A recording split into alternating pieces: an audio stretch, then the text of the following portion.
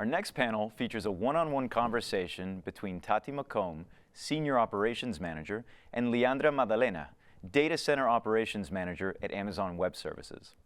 This important conversation focuses on what it means to be a global problem solver and how being proactive instead of reactive contributes to Amazon's operational excellence.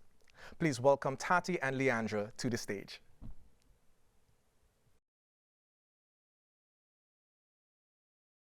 Yate shi Leandra Madalena Yinxia. Hello everybody, my name is Leandra Madalena. I am a Data Center Operations Manager in the PDX region for Amazon Web Services, and today I get to have a good conversation here with a co-friend of mine about operational excellence. So I'd like to formally introduce Tati. Tati, tell me a little bit about yourself. Thank you, Leandra. So my name is Tati. I am from Florida. I'm Haitian American, so my family's from Haiti. Graduated from Florida State, my home state, and I've been with Amazon since 2016. I'm currently an inbound senior operations manager, so just very high level management of the operation on a day-to-day basis in our fulfillment centers. Okay, great. Tati, tell us a little bit about some of the challenges that you have encountered in your journey. Okay, so my journey started in 2016. I originally started as a nursing major when I went to college, but I transitioned and I graduated with sociology and child development degree. So no real experience with logistics. I didn't really know what supply chain looked like, and had no idea what a fulfillment center, or in layman's terms, like a warehouse, was going to look like. I just applied for a position with Amazon as a customer service manager, just looking for a job right after school. And the recruiter asked me, like, hey, I think this would be a better fit for you. And it was an L4 area manager position, which was just an entry-level college hire role in which I would have direct relations with our associates. And that would be, like, my management pool would be the associates. And so I applied, I interviewed, got to go to North Carolina, which was a really cool experience. And then I got the job, and about 4 months later, was working for Amazon. Walked into the site, and it was awesome. Just conveyance everywhere. Seeing how 5S works, how the building is organized, was really cool. And again, had no idea how I would be managing it. So coming in just very green and no experience in the industry. Once we get out of our own minds and we realize that, like, although Amazon is so large, you can have just as big of an impact on the company as it has on you, then you get the professional growth and the personal growth from it. Okay, great. I think with like my own personal challenges, a little bit different from the pace that you're talking about.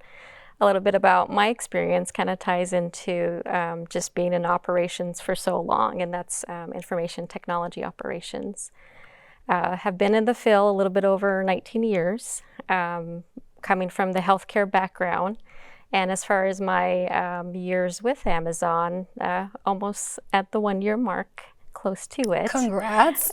That's a big milestone. Yeah, I still feel like a baby in some way, but considering I've put in some mileage a little bit, it helps me feel a little bit more Amazonian, I guess is the way to say it. And I struggle with the same things. It's bad enough in IT that I have a lot of acronyms that we use that, it's like I have to have a book for acronyms. Eventually, once, day-to-day hits and you use them more often, it becomes more fluid and frequently. Yeah. And to talk a little bit about my challenges, I know one thing in operations in general that we do struggle with, especially being in a diverse and, in my particular field, working with just mostly men. Yeah. I'm one of a few in data center operations within my particular region, which for me, I going through my career, just the norm.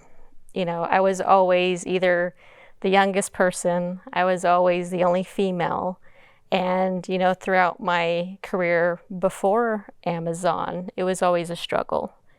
So for me, my introduction to Amazon was actually this particular summit. It's crazy for me to see myself months after I watched this, and now I'm sitting here having a conversation with you on my journey. So the thing that really took off for me, and even just facing the challenges that I had formerly with my previous job, was just seeing my connection. You talked a lot about the leadership principles. I literally cried when I read our leadership principles. You know, it really had some meaning to me because it felt like for the first time, an organization really understood me. And I think that's the beauty about our leadership principles, because you can apply it to any role. Absolutely. There's a madness, a science behind everything. And, you know, in this particular career, I also have seen myself, you know, in the data center operations role. Again, there's not too many females in my industry.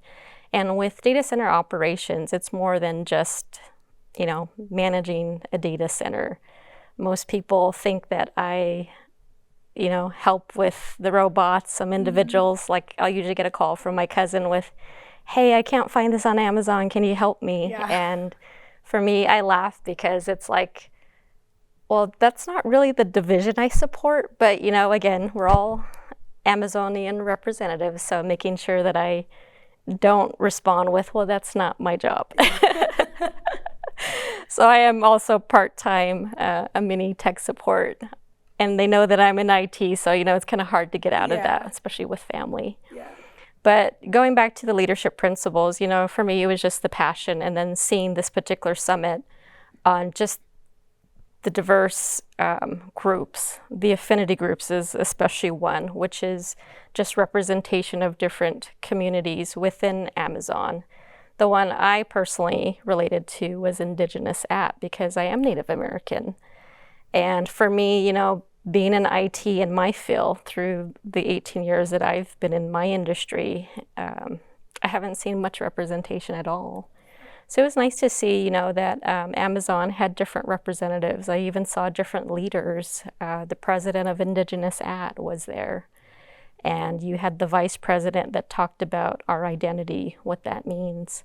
And that really hit home for me, because for me it came to be, you know, I finally get to be who I am. Yeah. You know, I get to be gaudy in a way with my, you know, jewelry. I get to wear, I get to wear my dress and my skirt when I need to, just to kind of represent. Yeah. And, you know, going into this particular role, when it came to data center operations, I thought it was just mostly managing a team that helped manage our host and our servers. And there's a lot to it than just, you know, replacing drives, managing a team. I'm sure you have day-to-day things that people coin that we do. Yeah. But I always come back with a customer aspect. I'm very big on customer obsession. In my years in healthcare, you know, I had to learn that the hard way in IT. Just because a PC wasn't working, or the doctor couldn't get to an application, you know, that didn't really mean anything when I first started my journey. So I think building those connections of what it means to support your customer, I kind of knew from the get-go. Here it changes. You know, we've got a very broad scope of customers that we support. And for me, going back to, you know, how I manage and mentor employees is really engaging, again, with the customer. You're not just replacing a hard drive. You're not just replacing memory. It's not just another host that and another ticket that you get. So it's really, you know, empowering to see things a little bit different. For sure. And I think it's funny that you bring up when your family will ask you, like, hey, I need help on this package. Because my family, my friends do it all the time. They're like, hey, you know, what do I do? Like, how do I return this? Or I got an extra this. I'm like, I don't work in customer service, and Amazon is huge, but let me see if I can help. But so for me, the customer, my focus is my managers and my associates.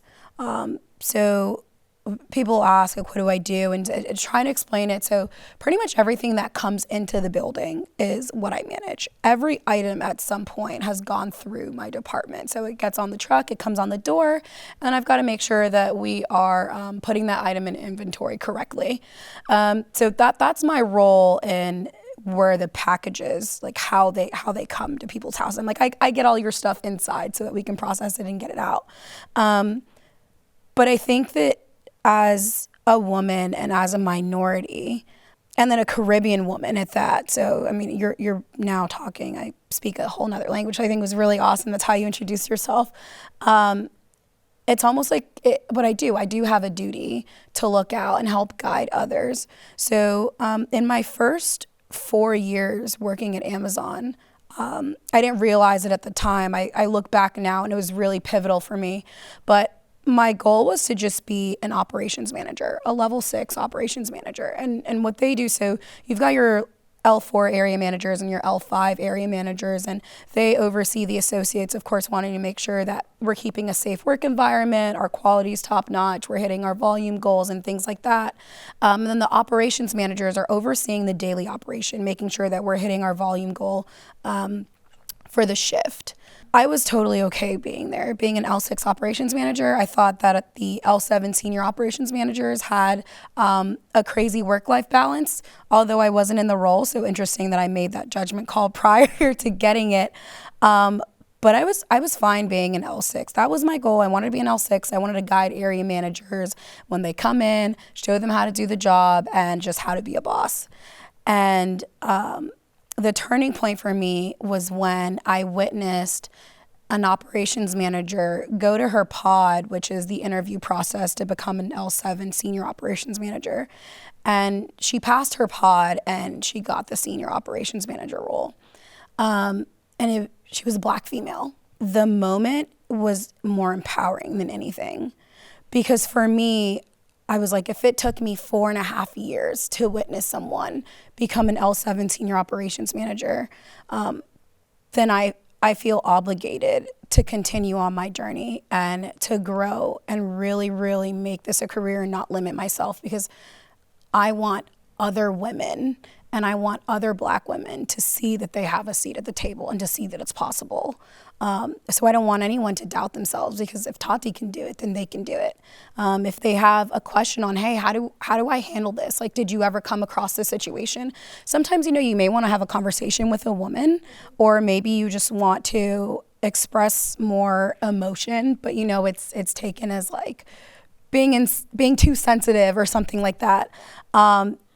And it's not the case. Like, you're fired up about something, like you're passionate, we just express it differently as women. And it's a lot easier to go to another woman and be fully expressive and not feel like you're gonna be judged or looked down on because your emotions are out of control or you care too much or something like that.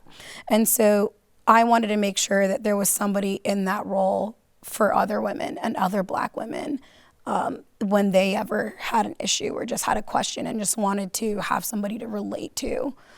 So that was the turning point in my career. And once you take off those blinders and what I mentioned earlier, just removing those own roadblocks that you put in front of yourself, the opportunities are endless at Amazon.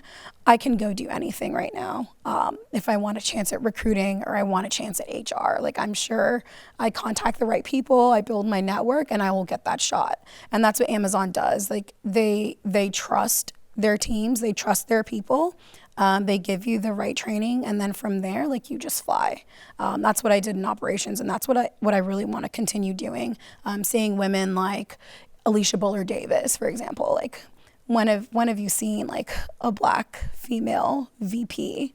And so it's really awesome to see that, because now you have all of these area managers straight out of college and these operations managers, senior ops, and GMs that are like, there is a place for me and I can absolutely do it, and they have somebody that they can talk to. So that's what's important to me, and that's a mission for me too, is just being unapologetically authentic in who I am.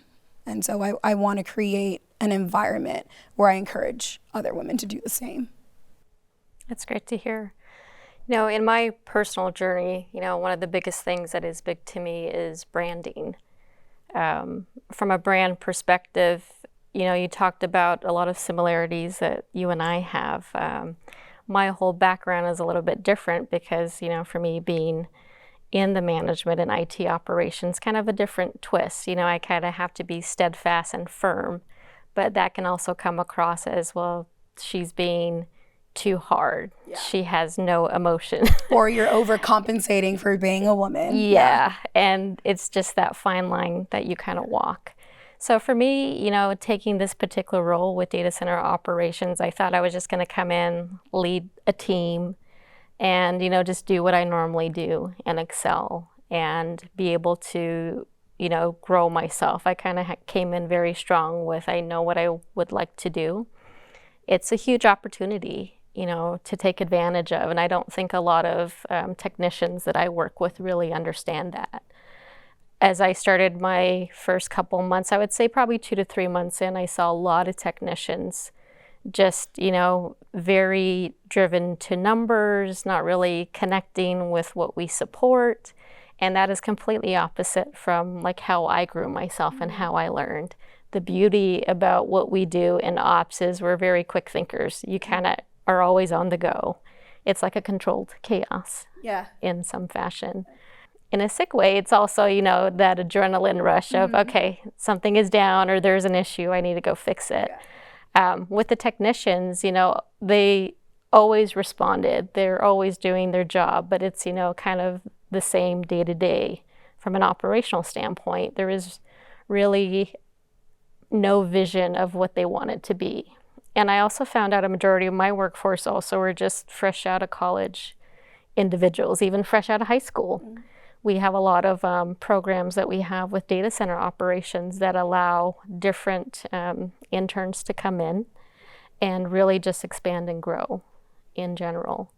So when it came to, again, just what I had thought coming in with the group, and I've led different ages of team groups and employees that are already kind of tenured in their role, it was kind of a different shift for me. So I became a natural mentor. You talked a lot about, you know, being female and being that leader. I already kind of came in with that experience. So for me, it was a little bit different because I had to see myself as a mentor. I had to really go back to what we talked about a little bit earlier with branding, you know, knowing who I am. I need to be genuine. I need to be authentic because I can't be anything else. Absolutely. Tried in the past in my management career because you kind of have a cookie cutter mindset of, well, this is what a good manager is and does. And that's the beauty of Amazon is there's no cookie cutter answer and there's no cookie cutter person. I think Amazon does a really awesome job of just being open and being accepting and encouraging differences. So like one thing you touched on too was just like the caring aspect. And I think that's a fantastic thing that women bring to the table is they show you that you can absolutely be bomb at your job and still show that you care about your people. But I think that something that women offer, and not that men don't do it, but I just think on a larger scale is remembering the heart in people. And I think whenever we remember that people are the heart of the business and that people are people and you remember every person's a human being, it makes the day that much better. It makes the culture of the site that much better. The operation is not daunting. It's fun and you get to know people, you network, you build those relationships. And that's part of, when you're talking about authenticity, that's part of who I am. Like I'm a very caring person. I can be very emotional. I like people that I care about to know that I care about them. And that's the same thing. That's the same way that I am at work. I want all of my associates to know that they're valued. I want all of my managers to know the impact that they have and that the impact that they can make. And so when we respect everybody as human, then it makes the day so much easier. It makes listening to people and being more open. It makes that a lot more genuine too, because you give people more of a chance and you really listen to what they have to say, as opposed to other companies you're maybe just listening because someone's more tenured or they're in a different role or something like that. That's part of authenticity to me, and that's the largest part of it, is keeping humanity at the forefront of your mind at all times. Question for you, Leandra. How do you support and promote specific groups of people or your Indigenous counterparts and mentor them? What does that look like for you? I think with me, the beauty about what I fell into with the summit when I watched literally about a year ago now, that just the empowerment of what that meant to belong. I think community is such a huge thing, especially now with COVID, because for so long, like for me personally, I didn't realize I was like a community individual. I went to like a lot of our traditional dances and events, but I didn't think of it in that form until that was all taken away. So for me, building that community was something that I was missing, and something I have learned recently after the pandemic, when we were all through the lockdown, what I missed the most. Obviously through the challenges, because that was a big challenge operationally for a lot of folks. In my former position, I went from being, a on-site employee to remote. I had to do that for several months before I joined Amazon.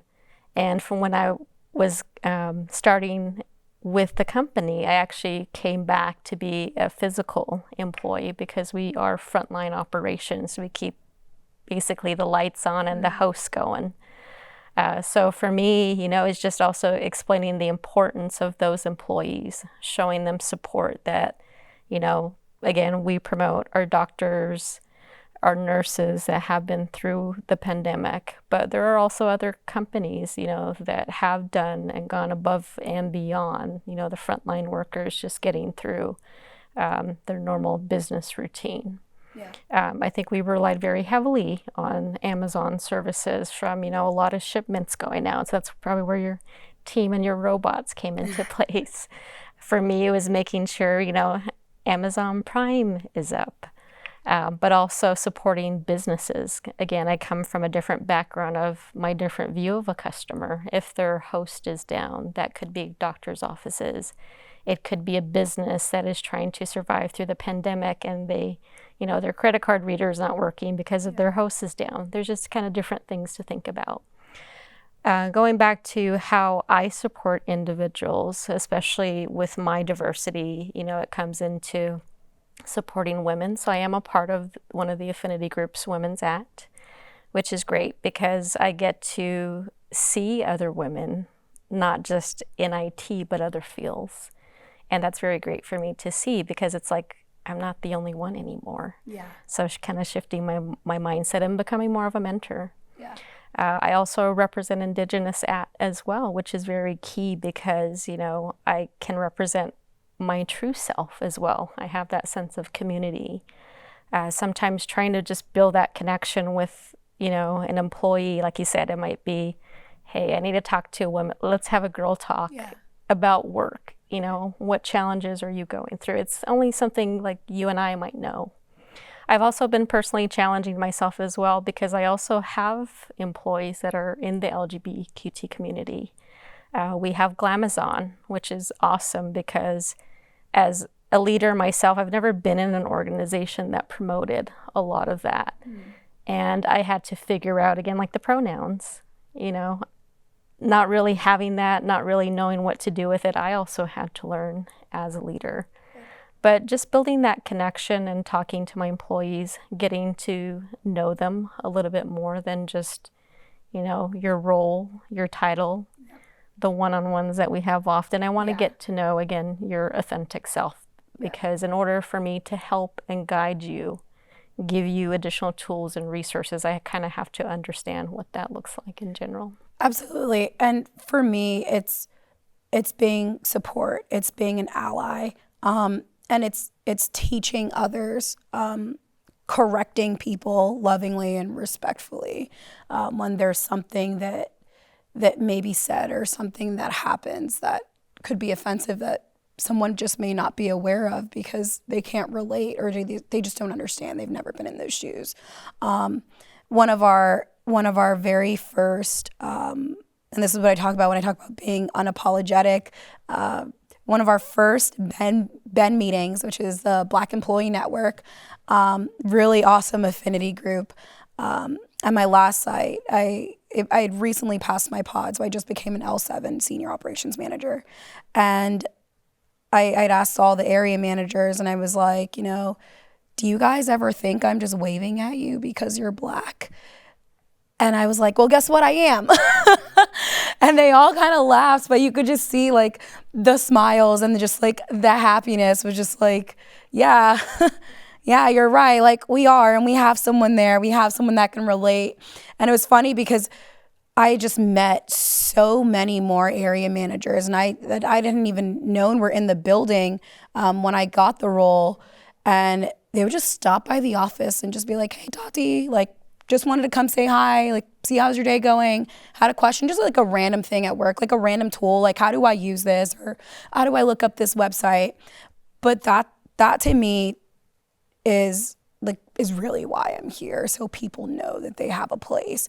And I can, when I see something going wrong or a counterpart that, you know, isn't Black or isn't female, and I'm just like, hey, you know, can I tell you something, and could you be open? I, you know, like to start it in a positive way, you know, and I just want to let you know this because I know this, it wasn't your intention, and then correct that way.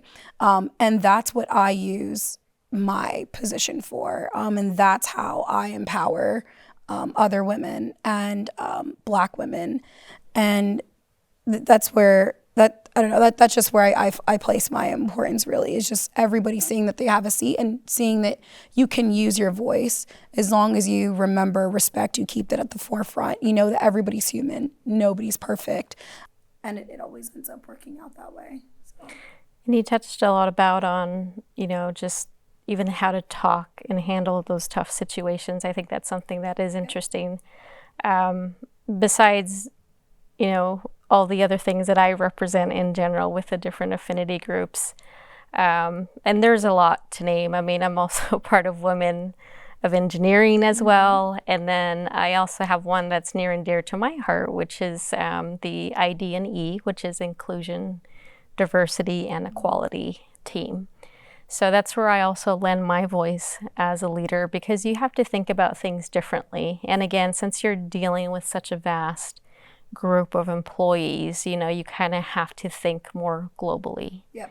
You have to think bigger, think larger, you know, get out of your comfort zone.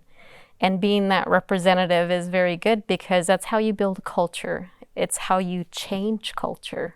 Mm-hmm. I think one of the things that we kind of continue to struggle with in the workplace is just, you know, the identity. Again, having each employee understand what is your brand and what does that really mean? Yep. And being able to help support that just because they see me for who I am. Yeah. Besides just how long I've been in the industry, I can also say, look, I'm a mom. I've got 4 kids. I know what it's like. Yeah. If I can do it, you can do it.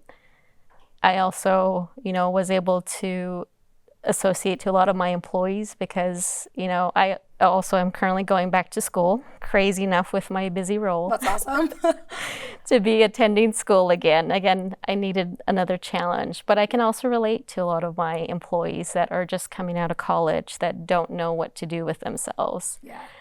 I'm still trying to figure out what I want to be when I grow up, but you know, you mentioned a little bit earlier that with Amazon, it's like the world's your oyster, yep. Literally. Absolutely. And that's fantastic that you empower people also, because that's how you really drive a culture. You can't do it by yourself, right? So I had one of my, and this was actually, they said this on day one. They're like, you guys are going to be managing people of all different kinds of ethnicities, different demographics, different ages. And it's a little intimidating as a college hire. Like, you know, you graduate, you're 23 years old. And I mean, some of your associates are mid-50s, 40s, 30s, from all different walks of life. I've had people in the healthcare industry, people in IT, and they just started with Amazon as tier 1s. But just last year, one of my area managers, she was, she is a mom, 5 children, beautiful family, but wasn't seeing her growth as quickly as she wanted to. And I wanted to remind her of the impact that she's having. And although you don't see it, it's absolutely happening. Like, you know, there are conversations happening. And I wanted to remind her, I was like, she was a stay-home mom for 15 years of her life. And I was like, how many women are afraid to stay at home with their children because they don't want to stop their careers and then try to enter back into the workforce. And it's hard to pick up where you left off. Obviously, 15 years later, things change. And I was like, how many people can you be an example for out there? Like, how many tier ones can you go and talk to? And she started as a tier one, actually. So she was a stay-at-home mom for 15 years. She just wanted to start working again. So she just applied to Amazon, started as a tier one, became a tier three. Then she got promoted again, an L4 area manager, and then she was an L5 area manager, and now she's on her way to become an operations manager at level 6. So it was like, how many women can you talk to and let them know, like, it's okay, like, you have a place, like, look at where I started and look at how I've grown. And I mean, that's only in what, like 5 years? You got promoted 5 times. Like, other companies don't do that. You know, they don't give you, I don't think that they give you the tools that Amazon will give you, and allow you to feel as empowered as Amazon allows you to feel, and make the changes that you can make there. And just, you really could just essentially own your own little business within an Amazon, which is really awesome. And so empowering her to feel empowered and to drive that change and create that downstream was really awesome too. And I think that that's where we really drive change, is when we empower others and create other culture changers, I guess you could say. I have the opposite problem, where for me, I came from a world where I was a workaholic just because of my customer demand. Obviously, I can't go tell a doctor, sorry, I can't bring your host back up, or sorry, your services are down. My change was a little bit different because, I was always so work driven.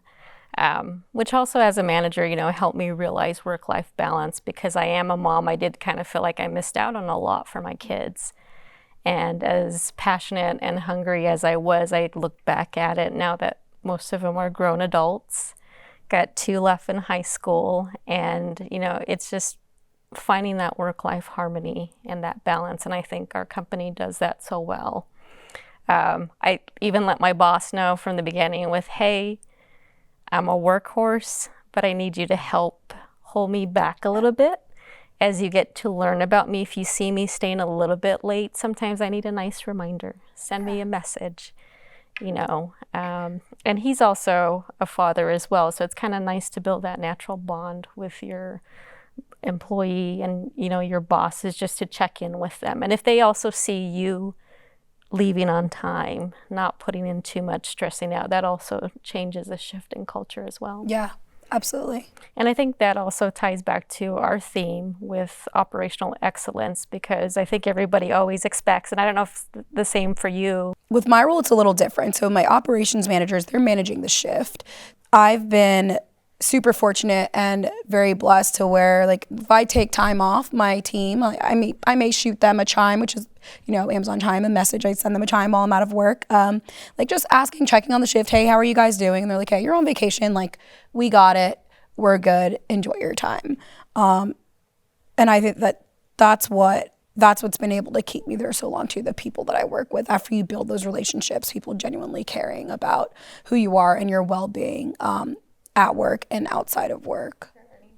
Yeah, absolutely. Yeah, and so once you earn the trust of your team, like, the results that you're going to make are astronomical. Like, once you can multiply through your team, I mean, it's limitless. And that's my secret to making process improvements too. Like, if I get a little nugget of info, I make sure I share it with my team right away. And that's the best part, right? So, I mean, we've got hire and develop the best. So you identify your talent, you groom people. Amazon recognizes that they have different strengths, they have different opportunities. Not everybody is going to fit in the box this exact way, but that's the beauty of it. That's why it grows so fast. And that's the difference between Amazon and other companies, is other companies, they have a way in which they do things. And like, this is how we've been successful. Well, Amazon says, hey, although Tati has no experience in IT, Tati thought about this little tool right here, processing thing that makes, I don't know, like your host run faster, whatever it is. And if it works, it works. And they recognize me for it and they're gonna say thank you. I don't have to be an engineer to recommend a configuration change on our stations or to recommend that we move something a different way or that the process flows a different way. They're just very welcoming to any person, any idea, and that's what makes the growth as fast as it is. And that's what makes the company as innovative as it is. And you talked a lot about, the theme. I think we're getting in the operational standpoint as though we do have a mad rush of just fast-paced living. We can also be, I can be a mom. Yes. You can be you. We can be students. We're always learning and being able to grow to what we need to be. But Leandra, you touched a lot on authenticity, and I think that was the central theme of our conversation, and branding. And I think that's what we both probably appreciate the most about Amazon is that it allows you to be unapologetically authentic and who you are. I don't have any more questions, and we had a really good time here. That's what I would say in Creole, but I hope you enjoyed this time as much as I enjoyed it with you. And I hope that you all enjoy the rest of our summit.